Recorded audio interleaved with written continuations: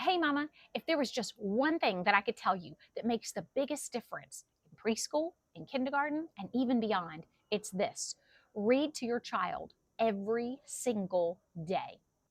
Reading aloud is one of the strongest predictors of school readiness and future success, and something simple you can start right now.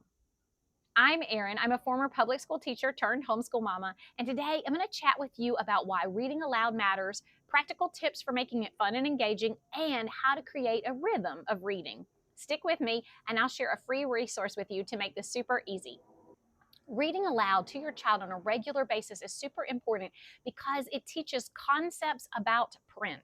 Things like how to turn the pages, how we read from left to right, that words carry meaning and the pictures support that meaning. These are such important concepts that you're teaching to your children when you read aloud to them. Read aloud also builds comprehension skills like identifying characters and setting, problem and solution. It sparks thinking, things like predicting what comes next, asking questions, and making connections. Reading aloud also teaches children about the world around them. It teaches them new vocabulary. It teaches them about places and people and animals and plants that they've not seen before. It teaches them things that they have not experienced. It teaches them about people's feelings and putting themselves in other people's situations and imagining what it feels like to be this or do this or have this happen to you. Most of all, you're helping kids fall in love with books. You're helping kids understand that books are fun and exciting and they can learn new things. You're teaching them that reading is good and educational and fun, and that they can learn all kinds of things and talk about things and explore things with you. You're connecting with your child and you're creating this safe place to discuss just about anything and everything. So let me share with you some practical steps to make reading more fun and engaging. First, head over to your local library or bookstore. Allow your children to look around and see what books that they like, what is interesting to them. Do they like books about cats or trains or spiders? Are they wanting to learn something about space? And check out those books, read those books with them. One of my daughters wanted to learn about elephants. And so we went to the library and we checked out a ton of books about elephants, from nonfiction books with real pictures and facts about elephants, to the story of Babar, a cartoon elephant that stands on his hind legs and walks around, and he's the king of all the other elephants in the jungle. And we had a great time reading all these different types of books and learning all sorts of things about elephants.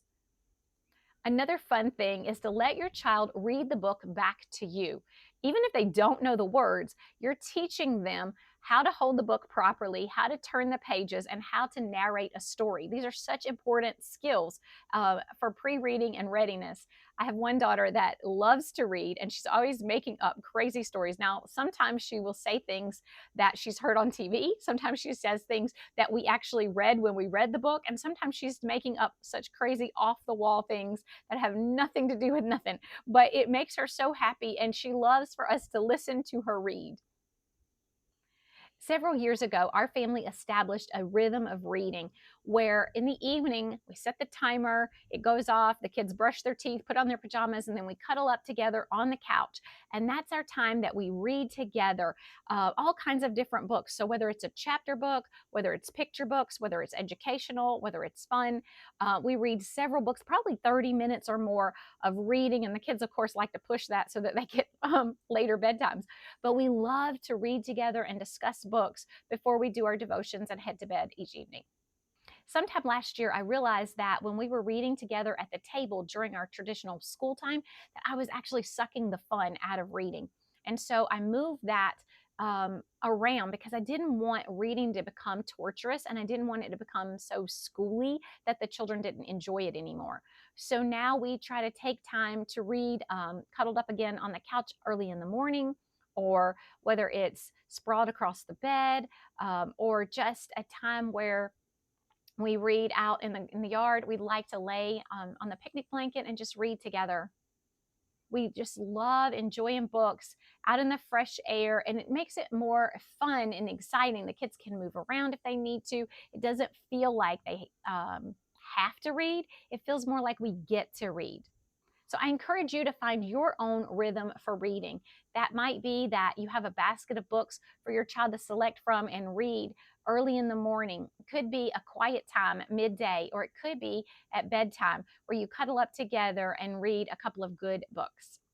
To help you get started and inspire you along this journey of reading every single day, I've created a list of my top favorite 100 books for kindergartners and preschoolers. You could click on the link in the description below to download that list. We're always looking for new books to read and explore. So, what's one book that you and your child really love right now? Drop it in the comments below so that my girls and I can check it out. Thanks so much for watching, Mama. And remember, reading aloud every day is one of the most powerful gifts that you could give your child. Happy homeschooling.